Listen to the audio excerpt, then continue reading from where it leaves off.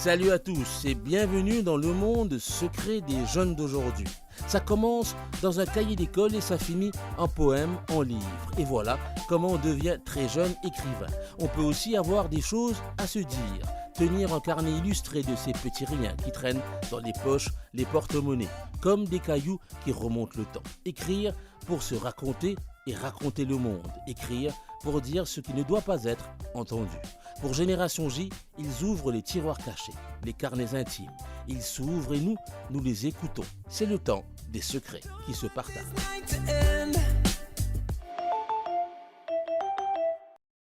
Un exercice en apparence éphémère, mais pour Akhil Gopi, tracer des hiéroglyphes en vacances, c'est voyager dans le temps. Il écrit depuis ses 15 ans, a été primé et se passionne pour l'archéologie, à Maurice comme aux États-Unis. Sa boussole pointe vers plusieurs horizons.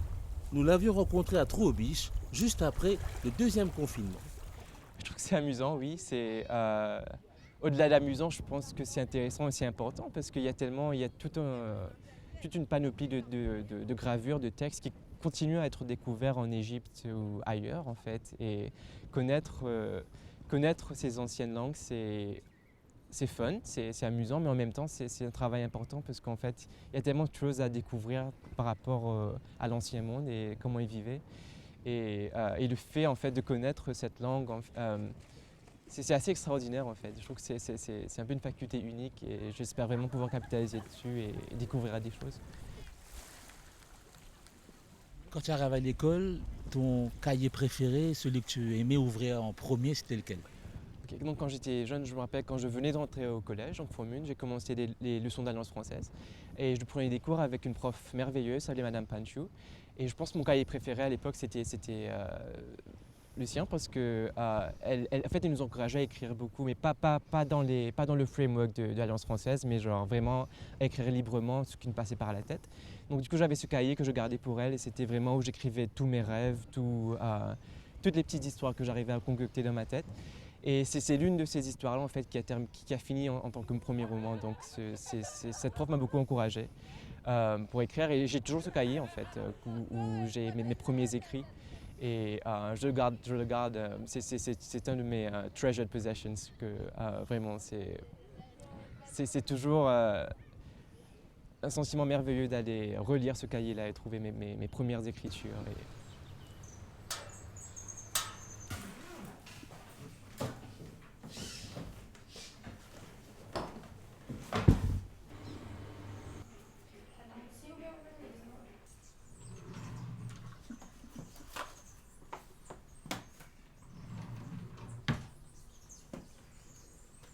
Qu'est-ce qui est plus important, le passeport ou le bouquin? C'est un peu difficile à répondre, mais enfin, je dirais difficilement le passeport parce que c'est plus pratique. Mais le bouquin aussi a une histoire en fait et je l'emmène un peu. Enfin, j'essaie d'emmener un exemplaire au moins partout où je vais. Donc c'est un petit peu un passeport aussi. Et on parle du passeport. Ouais, c'est drôle parce qu'en fait j'ai une fâcheuse habitude d'un peu misplace mes bouquins, donc je les mets un peu partout, donc du coup je les perds souvent. Et surtout ce recueil de nouvelles, donc c'est mon deuxième livre, mon recueil de nouvelles préfacé par Ananda Devi, que j'ai rencontré après avoir publié mon premier livre, donc et du coup qui était en stock limité. Du coup quand c'est terminé, mais je ne peux plus avoir ce livre là en bibliothèque, du coup, ou en librairie. Du coup j'ai trouvé en fait que l'université de Stanford aux États-Unis en avait une copie dans leur bibliothèque. Donc à travers Harvard en fait j'ai commandé le livre, j'ai pris en emprunt et là je l'emmène un petit peu pour moi en fait, juste pour revoir un petit peu, me rappeler un petit peu comment j'écrivais à l'époque. Et je vais devoir le rendre, mais j'espère que d'ici là je pourrai retrouver mon propre exemplaire. Tu as été où comme ça? Et, enfin, j'ai eu la chance d'avoir beaucoup voyagé, donc surtout récemment. Donc le passeport c'est depuis 2016, du coup en 2016 donc j'ai quand même presque la moitié du passeport qui est rempli en termes de visa ou aussi voilà, stamps à chaque fois que je voyage. Et du coup j'ai été à pas mal de pays en Europe, j'ai été en Espagne, en Italie, en Grèce, en France et aussi au Moyen-Orient j'ai été en Égypte et au Liban récemment. Et tous ces voyages, en fait, j'aime beaucoup ce document parce qu'en fait, ça me donne une empreinte de chaque voyage que je fais. Et je feuillette souvent ce document-là. Et pour juste. C'est bon, c'est un bon moyen de me rappeler, en fait, de tous ces voyages-là. Et l'un des voyages les plus marquants, on va dire, c'est celui en Égypte. Je dirais que ma trajectoire, en fait, ça a changé parce que là, j'ai décidé, en fait, commencer à étudier les civilisations anciennes, les hiéroglyphes et les langues anciennes. Donc, je pensais être un tournant décisif dans mon parcours académique. Et, euh, et voilà, ça a été une révélation pour moi, l'Égypte.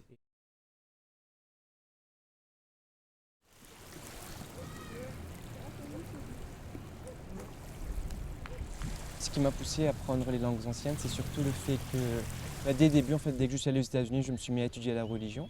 Et la religion, particulièrement l'islam et les écritures anciennes, donc dont le Coran. Et le Coran parle beaucoup, en fait, de civilisations anciennes qui ont été détruites. Et, euh, et souvent, en fait, il y a des expressions dans ces langues-là. Et moi ça m'a beaucoup inspiré. Du coup, j'ai eu la chance, quand j'étais toujours en undergrad, d'aller passer un semestre au Caire, donc en Égypte, pour apprendre les hiéroglyphes. Et du coup, c'est là que j'ai commencé vraiment à m'y mettre. Et depuis ça, en fait, j'ai pu apprendre aussi d'autres langues anciennes, dont le grec ancien. Et très récemment, à Harvard, j'ai appris un peu de Akkadian, c'est la langue des anciennes civilisations de la Mésopotamie, donc l'Irak antique. Et du coup, j'ai eu la chance d'apprendre ces différentes langues. Et ça m'intéresse plus on me demande aussi souvent pourquoi est-ce que j'apprends pas les langues que je pourrais utiliser, en fait, pour parler. Et je pense que c'est juste que j'aime bien le fait de travailler sur quelque chose de différent, mais en même temps, ce qu'on réalise pas, c'est que ces langues anciennes, elles ont survécu, mais dans les langues qu'on parle aujourd'hui, en fait. Et du coup, il y a tous ces vestiges qui sont oubliés, mais en fait, quand je réapprends ces langues-là, le grec par exemple, je réalise que, même l'arabe, je réalise que même le français qu'on parle aujourd'hui, il y a tellement de mots qui résonnent, et je trouve que c'est extrêmement beau. Et ça montre à quel point on est connecté, en fait. Est-ce que ces mondes, ces civilisations, ça t'intéresse beaucoup? Absolument, oui. Donc là récemment, j'ai décidé, en fait, de me détacher un petit peu des écritures anciennes, juste pour que je puisse aller plus loin encore dans les civilisations elles-mêmes. Donc je me suis décidé à prendre le cours d'archéologie récemment, par exemple, et ça s'appelle The Archaeology of Ancient Cities. Et ça c'est un petit peu un survey de toutes les anciennes villes, en fait, dont Harappa en Inde, ou les villes de l'Amérique du Sud, par exemple. Et c'était vraiment très intéressant parce que j'ai appris un petit peu, justement, la façon dont toutes ces villes anciennes, en fait, étaient connectées par exemple des trade networks. Donc on a l'impression souvent, quand on pense au passé, on se dit, en fait, que toutes ces civilisations-là, elles vivaient un peu en insularité, chacune de son côté, mais en fait c'est pas vrai. Elles étaient tous connectées de la même façon qu'on est connecté aujourd'hui. Il y avait peut-être pas Internet, il y avait peut-être pas le téléphone, mais il y avait d'autres moyens, en fait, de connexion. Et elles se connaissaient tous. Je pense que l'héritage qu'on a, c'est pas juste un héritage qui viendrait d'une seule civilisation, mais de plusieurs, en fait, connectés.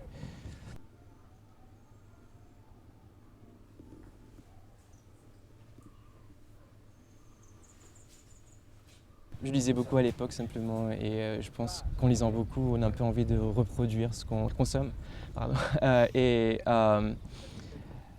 Et du coup, je me suis mis à écrire un petit peu au hasard. Et après, j'ai vu l'annonce d'un concours, ça s'appelait le Prix du Livre d'Or en 2011, qui était présidé par Ananda Devi. Et là, j'envoyais du coup le manuscrit que j'avais écrit. Et je pense de manière assez fortuite, j'ai été l'un des lauréats de ce concours. Et là, j'ai rencontré Ananda Devi qui m'a beaucoup encouragé. Ce que j'avais écrit à l'époque, ce n'était pas de la grande littérature, pas du tout.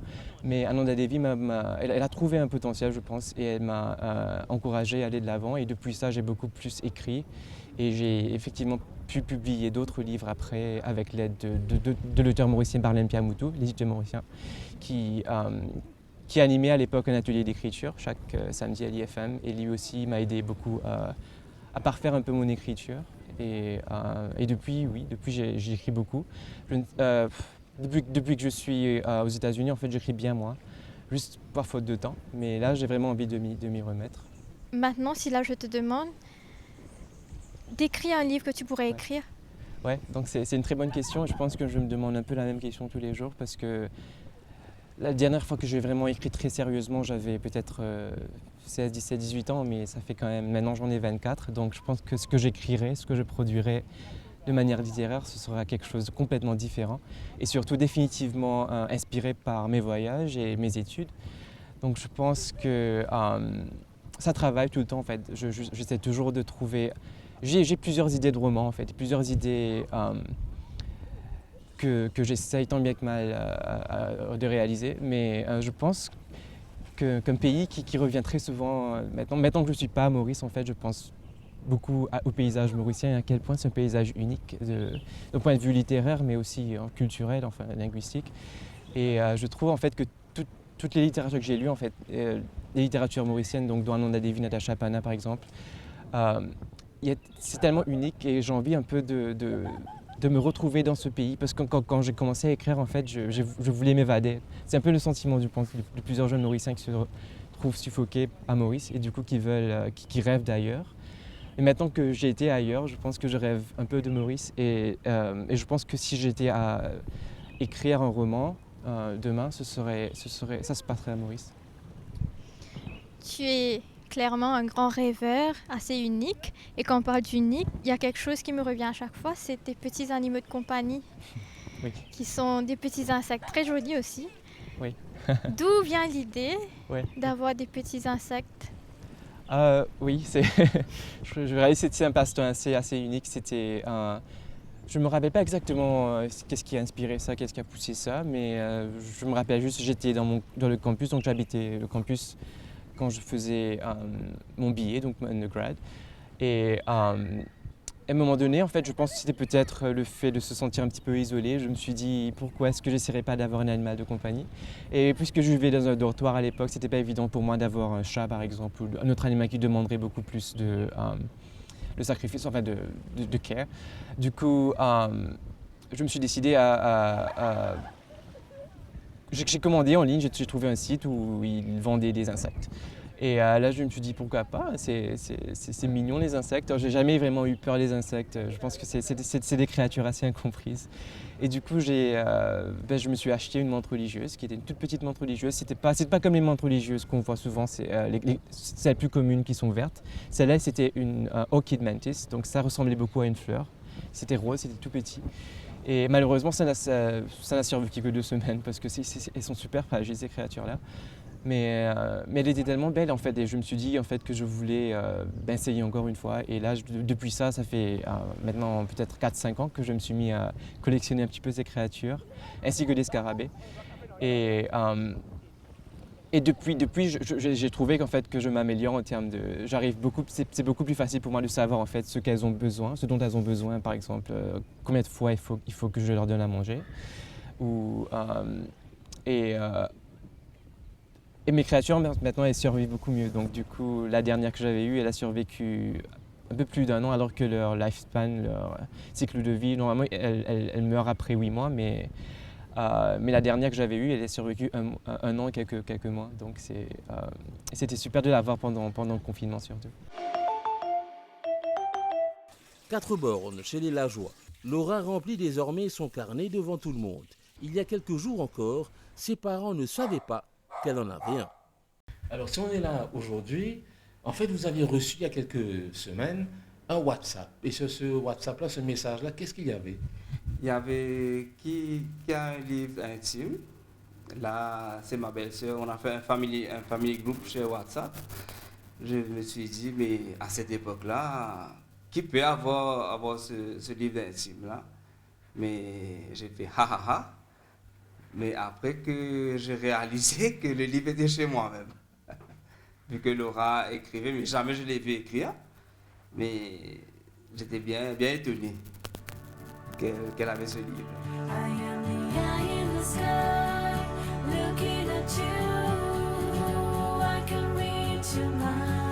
Je suis Laura Lajoie.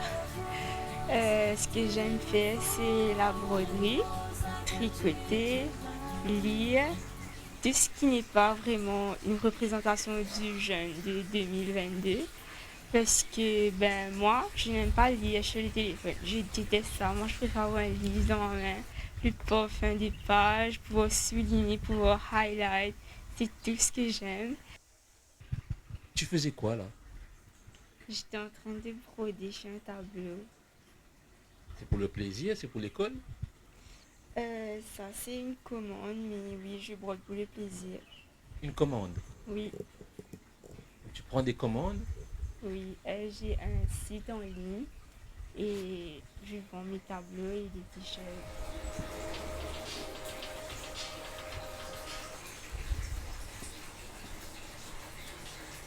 Ton téléphone a sonné, il y a une musique qui vient de Stranger Things.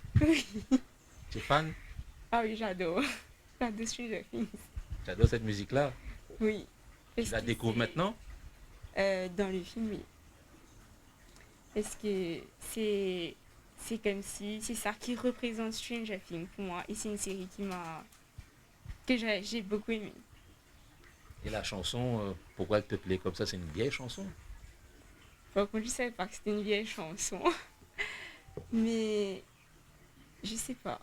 Vraiment, je sais pas pourquoi ça me plaît comme ça, mais j'aime la chanson. Je m'attendais pas à ce qu'une personne connaisse surtout la musique comme ça dès le début, parce que dans le film, c'est pas cette partie vraiment qu'on entend. Du coup, là, que vous dites ça un peu comme ça m'a... Ah, mais c'est épique quand ça rentre là.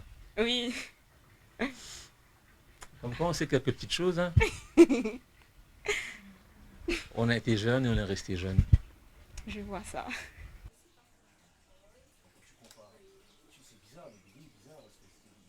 Ma chambre, elle est comme ça, puisqu'elle est comme ça, mais tout ce qu'il y a là me représente un peu. Les pandas, j'adore les pandas.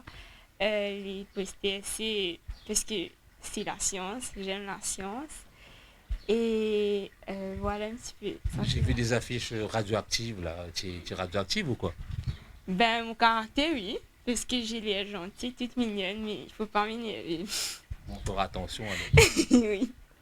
Donc, tu contamines par quoi? Ta bonne humeur, Ma bonne humeur, ma joie, mon sourire. comme ton nom. Oui, la joie.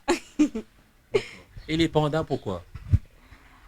Je sais pas, en fait, j'étais pas fan de panda, mais une fois, ben, je suis enfant de cœur, et pendant une réunion, j'étais assis tranquille dans un coin, et là, un ami vient, il me dit, tu es comme un panda, là, je lui dis pardon, il me dit oui, parce que les pandas, quand ils sont tristes, ils sont dans un coin comme ça, et là, j'étais en mode, ah ok, et c'est là que j'ai réalisé que vraiment, quand je suis triste, quand je suis pas bien, je suis pas du genre à aller, je suis plutôt tranquille, je réfléchis, je pense, parce que je n'arrive pas à voice out, je n'arrive pas à dire ce que j'ai là.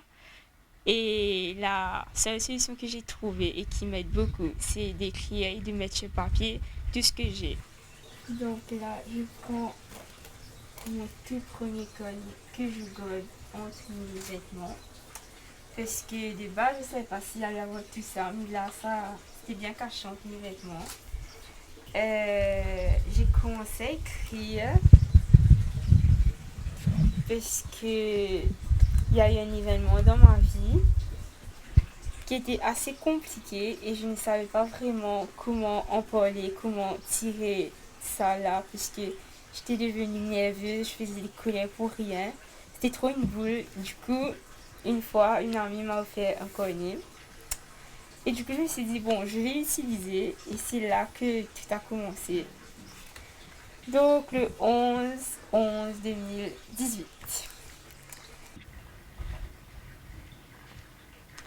Donc là, c'était comme je suis en train de dire, un moment triste. Parce que c'est mon petit lapin. Donc, il s'appelait Ponk. Un nom bizarre, mais c'était le nom qu'on avait donné. Pourquoi triste? Parce que ben, il est mort aujourd'hui. Il n'était pas normal le lapin, parce que c'était un lapin à 3 pattes. Et tout à l'heure, là, quand j'ai relu, je me suis un peu vue et je me suis dit, waouh, c'est là que j'ai un peu réalisé que j'ai grandi, dans le sens où je me dis que si j'avais eu si on mettait ce même problème-là devant moi aujourd'hui, ben j'allais savoir comment gérer, comment peut-être parler à la personne, comment réagir, que avant où j'étais juste like, comment je vais faire s'il y avait une boule là et on pouvait me dire ok, ferme la fenêtre, là j'éclate parce que il y avait un problème là et pour moi c'était ce problème-là, c'était ça qui avait sur mon cœur et que comme si personne ne pouvait savoir, c'est normal parce que personne ne peut lire en moi, Mais le cornet, lui, il m'a aidé parce qu'il était devenu un meilleur ami pour moi. Pas forcément qu'il me donne des conseils, mais que moi, je pouvais mettre ça là. Et après, je me sentais pas forcément mieux tout de suite, mais au moins cette boule qu'il y avait là, elle n'était plus là. Et je me sentais un peu plus légère et capable de la réfléchir, à savoir, ok, je dois faire ça, je dois faire ça, je dois faire ça. Du coup, mon cornet, il est comme si une personne qui est là et que lui, il va m'écouter, il va pas me juger. Et voilà. Mais ce carnet, c'est un il, c'est un elle, c'est... C'est tous les deux, ça dépend des événements. Par exemple, quand j'ai un problème, je sais pas, j'ai vu un garçon, là c'est un elle. Mais si j'ai un problème, je sais pas, avec mon frère qui m'énerve, qui juste ne me comprend pas, là, il va devenir un il. Donc il est un peu des deux, je sais pas trop comment les qualifier. Puis là, ma petite cousine, elle est montée chez moi et elle a fait je sais pas quoi. Elle nous a dessiné. Et tu écris en français, en anglais, en créole, tu écris en quelle langue? J'ai écrit en toutes les langues, donc je fais de l'allemand aussi. Donc dans mes connets, il y a aussi de l'allemand. Le créole, pas du tout, parce que je sais pas écrire le créole, mais il y a du français, l'anglais et l'allemand. L'allemand, c'est plutôt parce que des fois, j'ai vraiment pas envie que personne ne comprenne ce que j'ai écrit dedans. Et j'ai peur qu'un jour, une personne tombe dessus. Donc, je sais que l'allemand, il va falloir aller sur Google, etc. Trop long. Du coup, je me dis, ok, l'allemand, c'est un langage, c'est pour moi.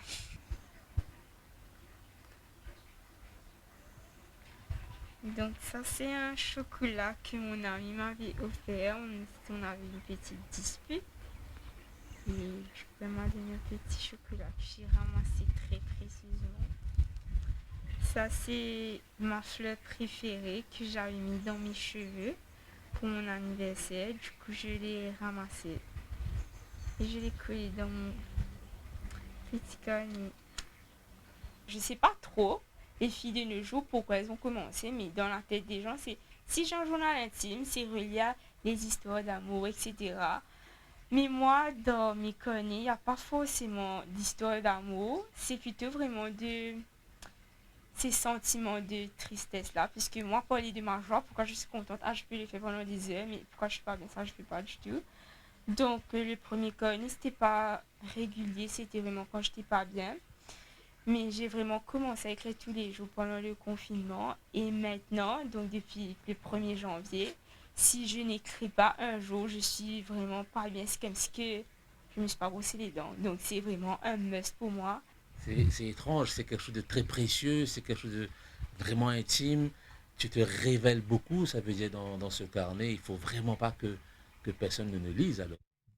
Oui, je me révèle beaucoup, beaucoup, beaucoup, beaucoup, beaucoup, beaucoup, beaucoup, beaucoup. Et je me dis que, ok, si demain ma maman, elle lit mon colis, mais elle va savoir que j'ai un problème, du coup ça va l'inquiéter. Et moi, je ne veux pas de ça. Je n'ai pas envie qu'une personne s'inquiète pour moi. Moi, je peux m'inquiéter pour tout le monde, mais pas qu'une personne s'inquiète pour moi. Du coup, mes colis, je n'ai pas forcément envie que les personnes le lisent parce qu'ils vont connaître ma vie, mais parce que, attention, qu'ils s'inquiètent pour moi. Et non, je ne veux pas de ça. Donc là, il y a un ticket du métro. 2, 3, 4 tickets de métro.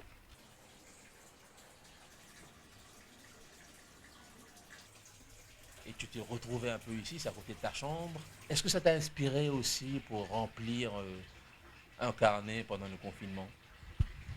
Oui, parce que en fait c'est le deuxième connet et le premier jour du confinement, le connet s'est terminé, du coup j'ai commencé dedans même. Et ça raconte mon confinement de A à Z. Vraiment tout, tout, tout, tout, tout.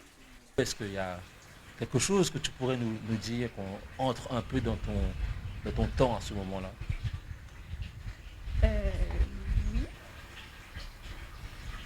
Donc, 44e jour du confinement, c'était le 2/05/2020. Journée assez normale et pour une fois j'ai fini tous mes devoirs.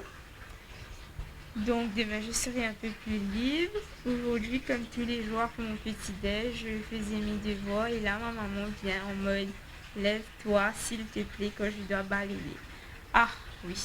Donc ça c'était vraiment un calvaire quand ma maman devait nettoyer. Parce que c'est comme si qu'elle faisait pas exprès, mais sans faire pas exprès. Parce que quand je suis dans ma chambre et que je dois faire quelque chose je dois le faire, elle va venir nettoyer. Et là, c'est la guerre entre elle et moi. C'est une adolescence que tu as fait là, de l'intérieur quoi. Et est-ce que tu te dis que je pourrais peut-être continuer, écrire, raconter, et devenir auteur? Est-ce que quelque part tu as un peu cette envie-là, ce désir-là? De devenir auteur, non, pas du tout même. Parce que j'écris parce que ça me plaît et je raconte moi ce qu'il y a à l'intérieur. Mais je sais qu'écrire un livre, ça c'est différent d'un cornet. Je sais que beaucoup ont commencé avec un cornet, mais moi ça ne m'inspire pas vraiment et je n'ai pas cette idée-là en tête. Mais est-ce que raconter peut-être à mes enfants ou à mes petits cousins, ça oui peut-être parce que aussi j'aime écouter, du coup je pourrais les écouter et leur donner le conseil aussi de s'ils sont pas bien, l'écriture ça aide. Quand demain les gens vont voir et se dire ah tiens il y a des gens qui écrivent dans des carnets encore aujourd'hui, ça va donner envie, ça va encourager des gens, ça va intriguer. Les gens que je connais, peut-être qu'ils seront choqués parce que quand on connaît Laura, je pense pas qu'on relie Laura à un journal intime. Donc je pense qu'ils seront choqués, surpris. Et par rapport aux filles ou aux garçons qui se sentent mal, qui ont, je sais pas, quelque chose comme moi, qui ne peuvent pas partager des choses et qui aujourd'hui ne savent pas comment sortir ça, je pense que ça peut les aider à trouver, je sais pas, parce que moi au début quand je ne savais pas trop comment gérer mes émotions, je faisais aussi du kung fu, donc de l'entraînement du kung fu, oui, ça m'a beaucoup aidé ça aussi, mais du coup pendant le confinement je ne pouvais pas faire, donc j'écrivais. Ça peut aider certains jeunes, je pense, même moins jeunes, voilà, à sortir ça, donc sur du papier, ce qui n'est pas très commun de nos jours parce qu'on fait tout sur le téléphone. Mais je trouve que écrire sur des pages, des feuilles, ça ramène aussi longtemps à l'époque d'avant où il n'y avait pas tout ça. Et je pense que certains seront contents, en tout cas de voir que oui, les jeunes de nos jours, on écrit toujours, on sait les faire. Ça fait vintage, on est resté un peu 80s en fait. Oui. Fin de cette édition. Avouez que feuilleter un carnet, c'est bien plus agréable que de swiper des pages sur un téléphone. Alors, ça vous tente? Si ça vous dit, racontez-nous. Salam.